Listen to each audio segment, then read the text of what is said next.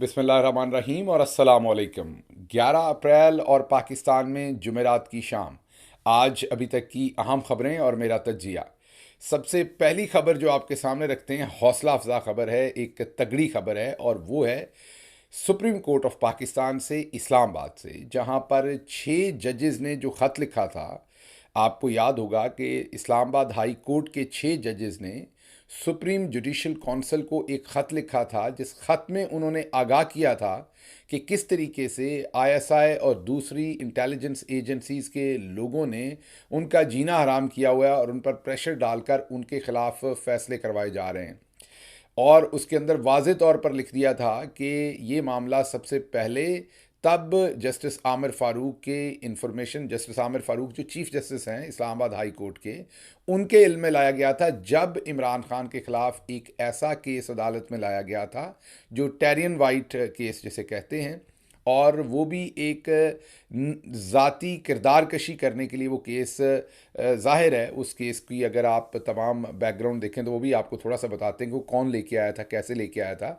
लेकिन अगर हम सिर्फ इस ख़त के ऊपर फ़िलहाल फोकस करें तो इन जजेस ने जो ख़त लिखा बताया कि उस ख़त के जवाब में 3 रुकनी बेंच था।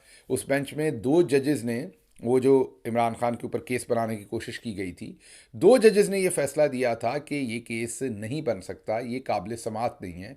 और उससे पहले भी इन 3 जजेस के बेंच से पहले भी एक जज ये कह चुके थे कि ये केस काबिल समाअत नहीं है, एक सिंगल बेंच के अंदर, और फैसला भी दे चुके थे। उसके बाद दोबारा इस केस को फाइल करवाया गया पाकिस्तानी इस्टेब्लिशमेंट की तरफ से, और मकसद इमरान खान की ज़ाती किरदार कशी करना था।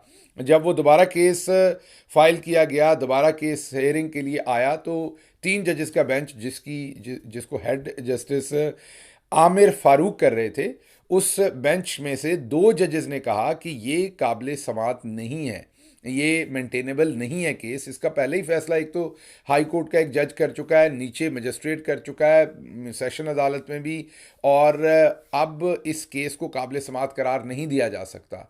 जिस पर बजाय इसके कि आमिर, हाई कोर्ट का जो तरीका है, जो तरतीब है, वो थोड़ी सी आपको बता दें कि जब 3 जजेस बैठते हैं तो जो सीनियर तरीन जज होता है वो फैसला लिखता है। जी हाँ, जूनियर तरीन जज फैसला नहीं लिखता, सीनियर तरीन जज फैसला लिखता है। अब इसमें क्योंकि जस्टिस आमिर फारूक थे और उन्होंने फैसला लिखना था, तो उन्होंने इसका फैसला लिख के भेजा जूनियर जजेस को कि ये मेंटेनेबल है। उन्होंने अपना फैसला लिखा, जस्टिस आमिर फारूक ने, कि ये केस मेंटेनेबल है। जाहिर है उनको पीछे से इस्टेब्लिशमेंट ने जो कहा था उन्होंने वही लिखना था।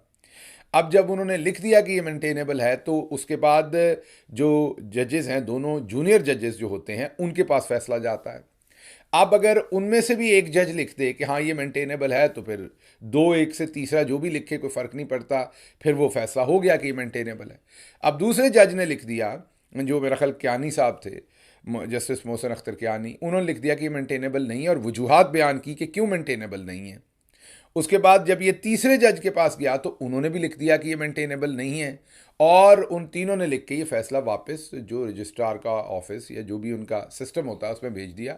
अब उस फैसले को जस्टिस आमिर फारूक ने जो है वो जारी करने से इनकार कर दिया, रोक लिया, उसको वो जारी नहीं कर रहे थे। आखिर इन 2 जजेस ने रजिस्ट्रार को बुलाया और उससे कहा कि भाई ये फैसला जारी करें, और ये हमने फैसला किया हुआ है तीनों ने, हमारे 2 का नोट ये है, आमिर फारूक साहब का नोट ये है। तो उस पर रजिस्ट्रार ने उस फैसले को, क्योंकि कानूनी तौर पर वो जारी होना बनता था, तीनों जजेस के दस्तखत आ चुके थे, जारी हो चुका था, तो उन्होंने इसे इस्लामाबाद हाई कोर्ट की वेबसाइट पर डाल दिया। अब जब इस्लामाबाद हाई कोर्ट की वेबसाइट पे इसको डाल दिया, तो जस्टिस आमिर फारूक साहब को, जिन्होंने ये फैसला उनसे करवाना था, उन्होंने फ़ोन किया, भाई ये क्या कर दिया है।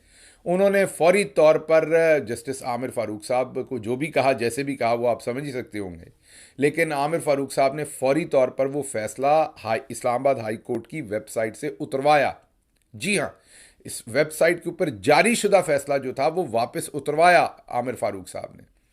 और जब वो फैसला वापस उतरवा लिया वेबसाइट से, तो उसके बाद उन्होंने ना सिर्फ उतरवाने वाला गैर कानूनी काम किया, पहले उससे दबाए रखा फैसला, वो गैर कानूनी काम किया, और तीसरा काम जो उन्होंने किया वो ये किया कि उन्होंने नया बेंच बना दिया, उस बेंच को तोड़ दिया। हालांकि फैसला जारी होने के बाद जो चीफ जस्टिस होता है उसके पास नया बेंच बनाने का कोई इख्तियार नहीं होता।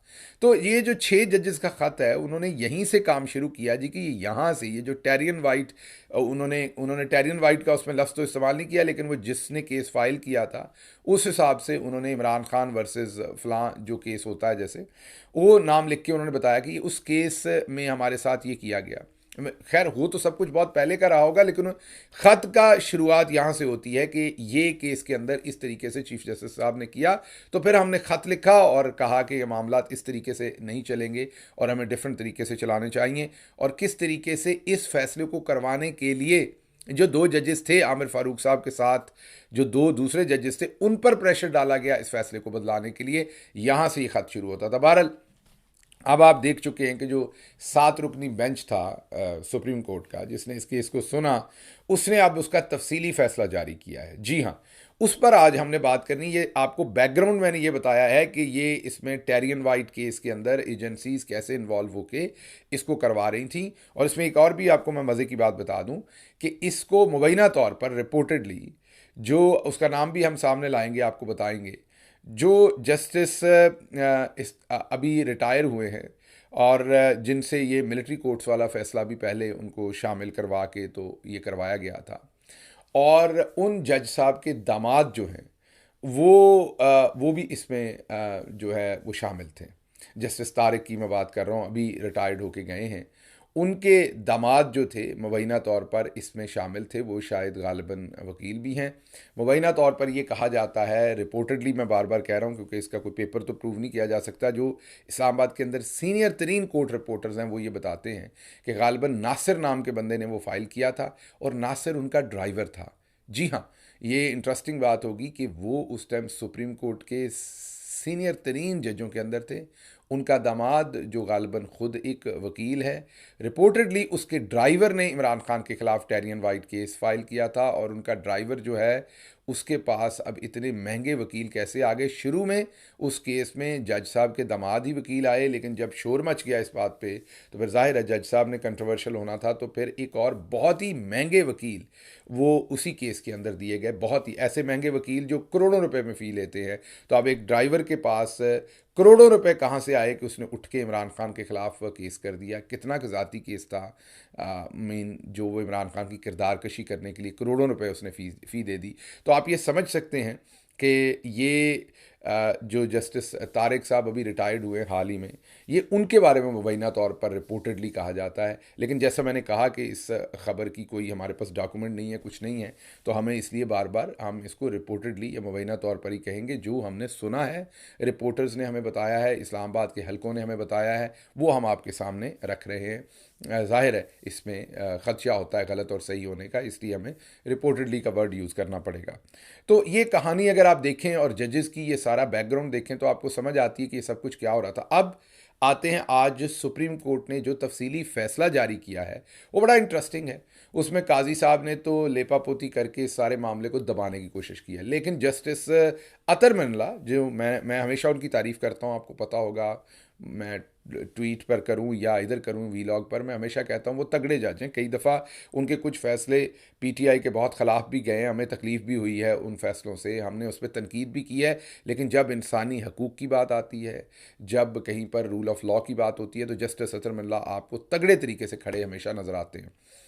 इसीलिए उनको मिलिट्री कोर्ट्स हों या दूसरे ऐसे तमाम जो बेंचेस बनाए जाते हैं उनसे दूर रखा जाता है, क्योंकि सबको पता है उन्होंने, क्योंकि वो रूल ऑफ़ लॉ के ऊपर कंप्रोमाइज़ करने वाले बंदे कम अज़ कम जितना हमें पता है वो नहीं है। अब जस्टिस अतर मिल्ला ने अपना इख्तलाफी नोट लिखा है, क्योंकि काजी साहब ने तो सब लपेट लपूट दिया इसमें, उन्हीं 6 जजेस को ज़िम्मेदार बनाने की कोशिश कर दी कि जी उन्होंने तौहीन अदालत क्यों नहीं शुरू की, और ये क्यों नहीं किया, और वो क्यों नहीं किया। तो जस्टिस अतर मिल्ला ने खुल के डट के लिखा है कि हम बिल्कुल आंखें बंद नहीं कर सकते, इन 6 जजेस का कोई कसूर नहीं है। और उन्होंने वाज़े तौर पर कह दिया कि सबको पता है कि जजेस के साथ क्या हो रहा था और क्या किया जा रहा था, तो जजेस का कसूर निकालना कोई बुरी बात नहीं। इदारे ने अभी तक इस पर जवाब नहीं दिया जिसको देना चाहिए था, ना कोई माजरत, ना कोई जवाब कि ये सब कुछ क्या हो रहा है। उसके बाद उन्होंने कहा कि जो असगर खान केस था, जिसमें सुप्रीम कोर्ट ऑफ पाकिस्तान में ये डिक्लेयर हो गया था, फैसले में लिखा हुआ आ गया था कि पाकिस्तान की इंटेलिजेंस एजेंसी आईएसआई ने उस वक्त किस तरह पैसे देकर आईजेआई बनाई थी, किस किस ने पैसे बांटे थे, सबका किरदार सामने आ गया था। बल्कि लोगों ने एफिडेविट दे के मान लिया था कि जी हाँ, हमने पैसे बांटे थे। और उस केस का हवाला दे के जस्टिस अतर मिल्ला ने कहा कि अगर आपने देखना है कि एजेंसीज कैसे कंट्रोल करती हैं जजेस को, तो आप उसी केस को देख लें, आपको सब समझ आ जाएगी। उसके बाद फिर उन्होंने कहा कि ये 6 जजेस ने जो ख़त लिखा बिल्कुल कानून के मुताबिक किया, जजेस के पास यही इख्तियार था, यही उन्हें करना चाहिए था और उन्होंने वही किया। तो बहुत ही ज़्यादा एक तो उन्होंने जजेस को सपोर्ट किया अपने इख्तलाफी नोट में, और आने वाले दिनों में उन्होंने एक पेस भी सेट की है कि फुल कोर्ट जब बनेगी तो फिर मामलात किस तरफ जाएंगे। बहरहाल काजी फाइज साहब ने उस मामले को लटकाने के लिए, रायता फैलाने के लिए, जिसे आप कहते हैं कि गिरा दो हर तरफ ही सारा मामला, पाकिस्तान बार कौंसिल भी बताए, पंजाब बार कौंसिल भी बताए, सुप्रीम कोर्ट बार कौंसिल भी बताए, फलां बार कौंसिल भी, सबका उन्होंने सारी बार बड़ी बड़ी बार कौंसिल्स जो हैं उनको कहा है कि जी आप इसमें मशवरे दें, स्टेट भी दे, वजारत कानून भी दे, फलाना भी दे, मीन उसको फैला दिया। लेकिन अतर मिल्ला साहब ने बहुत दो टोक सीधी सीधी बात की। उन्होंने कहा कि बिल्कुल जजेस ने ठीक किया, उन्हें यही ख़त लिखना चाहिए था, और यह भी कहा कि उनको उस तरीके से रिस्पॉन्ड नहीं किया गया इदारे की तरफ से। और आइंदा फुल कोर्ट के सामने बहुत सारे अहम सवाल हैं कि एजेंसीज़ को और इस एग्जेक्टिव को कैसे अलग रखना है, जजेस को कैसे इंडिपेंडेंट करना है, क्योंकि इस वक्त तो ये इंडिपेंडेंस नहीं है, और अगर जजेस फैसले नहीं कर सकेंगे तो मसाइल होंगे। तो अच्छा, उन्होंने आड़े हाथों लिया है। और इसके साथ जो दूसरी खबर आपके सामने रखेंगे, वो डॉन न्यूज़ ने आज एक इदारिया कह लें उसे, उनकी रिपोर्ट कह लें, वो जारी की है। और उसके अंदर भी उन्होंने काजी फाइज ईसा साहब का एक एक जुर्म, ये हम नहीं कह रहे, ये अब डॉन न्यूज़पेपर की कहानी है, उनकी स्टोरी है। और जो डॉन न्यूज़पेपर ने स्टोरी पब्लिश की है, वो काजी साहब के एक एक फैसले को अब गलत करार दे रहे हैं, कंट्रोवर्शियल करार दे रहे हैं, और जो फॉल्टी फैसले हैं वो बता रहे हैं कि कहाँ कहाँ एट फॉल्ट थे काजी फाइज ईसा साहब, और उन्होंने कैसे तबाह किया इस पूरे मुल्क का फैब्रिक। ज़ाहिर है ये वर्ड उनके नहीं थे कि तबाह किया फैब्रिक, ये तो मेरे अल्फाज हैं, लेकिन उन्होंने ये ज़रूर लिखा कि जो फॉल्ट डिसीजन थे वो कौन कौन से थे, और काजी साहब का एक एक, जो मैं ये कहूँगा जुडिशल जो उनका जुर्म है, वो सामने रख दिया। उन्होंने बताया कि जो आरओज़ के थ्रू इलेक्शन करवाना था ये ब्यूरोक्रेसी से, ये भी काजी साहब का गलत फ़ैसला था। बल्ले का निशान छीनना भी काजी साहब का गलत फ़ैसला था। सहाफ़ियों को जेआईटीज़ के अंदर बुलवाना भी काजी साहब का गलत फ़ैसला था। उन्होंने एक एक फ़ैसला जो है वो काजी, मिलिट्री कोर्ट्स, सिविलियन का मिलिट्री कोर्ट्स के अंदर जो ट्रायल होना है, ये काजी साहब ने जो जो सब कुछ किया है, ये भी उनका गलत फ़ैसला था। और भी उन्होंने लातादाद फ़ैसलों की पूरी लिस्ट जो है वो सामने रख दी कि काजी साहब ने कौन कौन से गलत फ़ैसले किए। और ये हम नहीं कह रहे, ये इस वक्त पाकिस्तान का सबसे बड़ा जो अंग्रेज़ी अखबार है, वो अब अपनी स्टोरी में, वो अब अपने ओपिनियन के अंदर ये कह रहा है कि काजी साहब ने ये बड़े बड़े फ़ैसले गलत किए।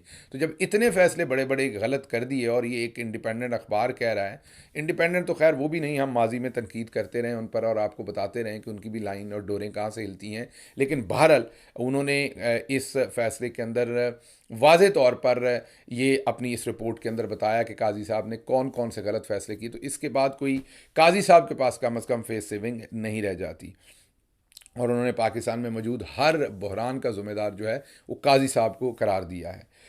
अच्छा जी, अगली ख़बर जो आपके सामने रखेंगे, वो जो बहावल नगर के अंदर वाक़या हुआ है, उसको सिर्फ समेटते हैं 1-2 मिनट के अंदर, क्योंकि उस पर काफ़ी बात हो गई है।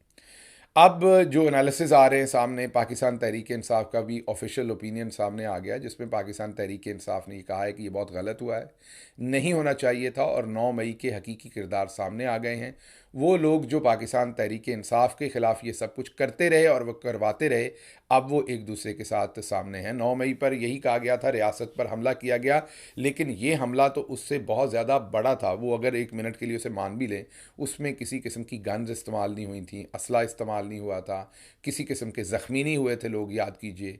और ये जो हमला था ये तो बावर्दी यूनिफॉर्म के अंदर सरकारी मीन गवर्नमेंट का असला इस्तेमाल इसके अंदर हुआ, असला भी इस्तेमाल हुआ, मारपीट हुई और ज़ख्मी किया गया लोगों को, थाने के अंदर जाके तोड़ फोड़ की गई, रियासत पर बाकायदा हमला किया गया। अब इसमें दोनों साइडों को होश के नाखून लेने चाहिए थे लेकिन नहीं लिए, क्योंकि आदत बनी हुई थी, जो पाकिस्तान तहरीक इंसाफ के साथ ट्रीटमेंट था वही था। और पाकिस्तान तहरीक इंसाफ ने यह भी कहा कि ये सब कुछ पीटीआई को कंट्रोल करने के लिए किया गया था, और ये फाशिज्म तब शुरू किया गया था कि पीटीआई को कंट्रोल किया जाए। और अब जब पीटीआई को कंट्रोल करते करते हर एक ने अपनी जो हदूद थी उससे इतना तजावज़ कर गए, आदत पड़ गई है, क्योंकि ये 25 मई, जी हाँ, 25 मई 2022 से ये काम शुरू हुआ था। जब हमने लॉन्ग मार्च शुरू किया था तो याद कीजिए सारी रात पुलिस ने किस तरीके से लोगों के घरों में घुस के और वो सब तोड़ फोड़ की थी। उस टाइम बाजवा साहब चीफ ऑफ आर्मी स्टाफ थे। ये सब कुछ कहते हैं ना, बहुत सारे लोग करंट मिलिट्री जो लीडरशिप है उस पर बात करते हैं, ये कहते हैं बाजवा साहब ने ये नहीं किया था। तो 25 मई उन्होंने करवाया था और पुलिस के मुंह को खून तब से ज़्यादा खुल के लगा था और ये सब कुछ करवाया गया और अब इन इदारों को आदत पड़ गई है। तो पाकिस्तान तहरीक इंसाफ ने ये कहा कि इसके ऊपर फौरी तौर पर दोनों तरफ का एहतसाब होना चाहिए और ये लॉलेसनेस पाकिस्तान तहरीक इंसाफ को गिराने के लिए की गई थी और अब ये अजदा बन गया और अब रियासत एक दूसरे को खाना शुरू हो गई है। रियासत के इदारे जो हैं, तो इसके ऊपर फौरी तौर पर ज़ाहिर है एक कमीशन या कोई एक्शन बनना चाहिए। इसी तरह की डिमांड ही लॉजिकल हम कर सकते हैं। ये मैं कमीशन वगैरह की बात तो मैं कर रहा हूँ, उस अलामिये में नहीं था, लेकिन उस अलामिये के अंदर जो बात है वो कि इसको कंडेम किया गया है और बताया गया है कि ये मामला यहाँ तक कैसे पहुँचा। अब अगर हम इस सिचुएशन का एनालिसिस करें, उसके बाद मैं आपसे इजाज़त चाहूँगा, अगर इस सिचुएशन का एनालिसिस करें तो वो यही बनता है कि दोनों साइड ने कानून को तोड़ा है, दोनों साइड ही कानून को तोड़ती आ रही हैं।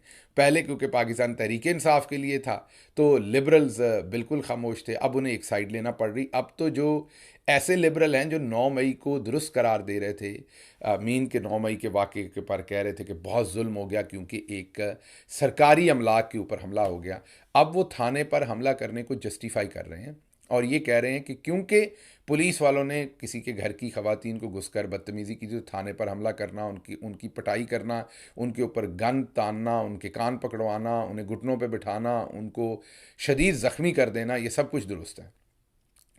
तो फिर पाकिस्तान तहरीक इंसाफ के लोगों को भी आप यही बता रहे हैं कि आइंदा कोई आपके घर में आके औरतों के साथ बदतमीज़ी करे तो उनके साथ ये सलूक करें। फिर पब्लिक भी ऐसे ही थाने पे चढ़ दौड़ेगी और अगर पब्लिक इस तरीके से थाने पे बंदूकें लेके चढ़ दौड़े और वहाँ पुलिस वालों की फैंटी निकाले, उन्हें ज़ख्मी करे, थाने में तोड़ फोड़ करे, तो फिर उसके ऊपर भी इसी तरीके से रियासत आप लिबरल ब्रिगेड जो है उनका साथ देंगे। और दूसरी साइड जो इसमें इम्पॉर्टेंट है वो ये है कि अगर इसमें से हमारी फ़ौज जो है वो इसमें से मतानत के साथ वो अपना रिस्पॉन्ड नहीं करते और माजरत नहीं करते इसके ऊपर, और जो लोग इन्वॉल्व हैं उनको उनकी इन्वेस्टिगेशन करके उन्हें बर्खास्त नहीं करते, तो फिर इसका मतलब ये है कि वो भी ये पैगाम भेज रहे हैं कि जिसके पास ताकत है वो चढ़ाई कर दे और की जा सकती है। तो फिर आप 9 मई को गलत कैसे करार देंगे? उसमें भी तो आप इल्ज़ाम यही लगा रहे हैं। बल्कि इस टाइम कमर निशानी में जो FIR है जिसमें सनम जावेद और आलिया हमज़ा को पकड़ा हुआ है आपने, और बहुत सारे हमारे 100 से ज़्यादा लोग अभी भी शायद जेल में होंगे उस मुकदमे के अंदर, उसमें भी तो आप पुलिस स्टेशन जलाने का ही आपने केस बनाया हुआ है ना। तो 9 मई में वहाँ जो झूठा पुलिस स्टेशन जलाने का वाक़या बनाया हुआ है उस पर तो आपने लोगों को साल साल से गिरफ्तार किया। तो ये जो आपके लोग आपने बस नारे मरवा दिए बाद में इकट्ठे करके, और पुलिस वाले कह रहे हैं पाक फ़ौज जिंदाबाद और पाक फ़ौज वाले कह रहे हैं पंजाब पुलिस जिंदाबाद, नारे और जफ्फियाँ, और बस ये आप अपने आप को बेवकूफ़ बना रहे हैं या हमें बना रहे हैं, किसको बना रहे हैं? तो इसके ऊपर आपको एक्शन लेना पड़ेगा। कानून टूटा है, रियासत पर हमला हुआ है, रियासत की बंदूकें, रियासत के जवान इस्तेमाल हुए हैं दोनों तरफ। पहले पुलिस में माजरत, पहले पुलिस के जवान किसी के घर गए, वो गलत हुआ, उस पर इन्वेस्टिगेशन होकर उनको सज़ा मिलनी चाहिए, और उसके बाद फ़ौज के जवान जो हैं वो गलत इस्तेमाल हुए, अफसरान गलत इस्तेमाल हुए, तो क्या उनके खिलाफ कोई कार्रवाई होगी? अब ये पूरे इदारे पर तनकीद नहीं है, ना ही पुलिस की तरफ, ना ही फ़ौज की तरफ, ये चंद इंडिविजुअल्स और चंद अफसरान की गलती है। उनको करार वाकई सज़ा दें। अगर आप ये नहीं करेंगे तो फिर आपने जंगल का कानून बना दिया। फिर आपने ये बता दीजिए कि 9 मई का वाक़या कैसे बनाया। वो तो मतलब हुआ तो नहीं था, वो सब झूठ था, लेकिन जो झूठ भी था वो भी यही था जो आप कह रहे थे। इसमें तो आपने जफ्फियाँ डाल के और आप वहाँ कह रहे हैं कि दहशतगर्दों के खिलाफ मिलकर लड़ेंगे। तो ये बता देंगे जब थाने में आपके जवान बंदूकें लेके उनकी पिटाई कर रहे थे, तोड़फोड़ कर रहे थे, तब कौन से दहशतगर्दों से पुलिस का और आपका मुकाबला था जो आपने इस मौके पर ये ऐलान किया। मतलब दहशतगर्दी के मामले को भी इस्तेमाल कर लिया जाता है, कौमी सलामती के मामले को भी इस्तेमाल कर लिया जाता है, मज़हब के मामले को भी इस्तेमाल कर लिया जाता है, लोगों के घरों में वीडियोज़ लगा के उनकी प्राइवेसी को, मतलब कोई हद है हमारी। हमने किसी जगह पर रुकना है कि ये मामला जो है यार, ये तो कौमी मामला है, इसको इस्तेमाल नहीं करना अपनी सियासत के लिए, अपने अगराज व मकासद के लिए। मतलब कुछ भी इस्तेमाल कर लिया जाता है। अब दहशत गर्दों के खिलाफ हम इकट्ठे, भाई यहाँ कौन से दहशत गर्द हैं? यहाँ तो फौजी जवानों ने पुलिस की पिटाई किया और उनके कान पकड़वाए हैं और उनको जख्मी किया है और थाने पर हमला किया, और उससे पहले पुलिस वालों ने घर पर हमला किया है। दोनों के खिलाफ एक्शन होना चाहिए, जो कि नहीं हो रहा, और इस सारी बात के ऊपर रूगर्दानी की जा रही। तो इसको जिस तरफ से भी देखें, अगर इसको उस तरफ से देखें कि ये गलत हुआ, सही हुआ, उस तरफ से देखें, या दूसरी तरफ से देखें, तो दोनों तरफ से आपको ये अंदाज़ा होगा कि ये तमाम चीज़ें जो हैं वो जो जो पीटीआई के लिए जो अजदहा पाला गया था, वो अब बहुत बड़ा अजदहा बन गया। अच्छा, कल के वीलॉग में मैंने एक जगह कहा था कि अब आपको वीडियोस दिखाते हैं, तो वीडियोस हमने डाली थी, लेकिन यूट्यूब की जो पॉलिसी है कि वो ऐसी वीडियोस को वो समझते हैं कि वायलेंस है, तो वो फिर उसको फ्लैग कर देते हैं, और उस वजह से वो वीडियोस रिमूव हो गई। वो हम आपको दिखा नहीं सके, लेकिन वो सोशल मीडिया पे हैं हर जगह। जिस तरह से वो बहुत ही ग्राफिक थी, बहुत ज़्यादा वायलेंस था, वो वीडियोस हमने डाली थी पिछले वीलॉग में, लेकिन वो आप तक नहीं पहुंच सकी। अभी भी क्योंकि ईद की छुट्टियां हैं और मेरी टीम जो है, मेरी टीम को छुट्टियां हैं, आप तक तो खबरें पहुंचानी हैं, तो बहुत लिमिटेड एक दो लोग हम, मतलब एक दो तो नहीं, कोई 3-4 लोग हम इस पर काम कर रहे हैं फ़िलहाल। तो जो हमारी एडिटिंग है वो उस लेवल की आपको नहीं है, जो हमारा पूरी प्रोडक्शन है वो उस लेवल की नहीं है, तो उस पर हमारी माजरत है आपसे। तो इंसर्शंस वगैरह उस तरीके से नहीं है, जो आपको तस्वीर नज़र आती हैं और दूसरी चीज़ें वो वीलॉग में उस तरह से नहीं है, तो उसके लिए हमारी माजरत। इंशाल्लाह 1-2 दिन के अंदर हम दोबारा अपनी वापस फुल कैपेसिटी पे आएंगे और वापस प्रोडक्शन आपके सामने रखेंगे, जो हम कोशिश करते हैं। इसके साथ ही मुझे इजाज़त दीजिए। अल्लाह आपका हामी और नासिर हो। पाकिस्तान जिंदाबाद।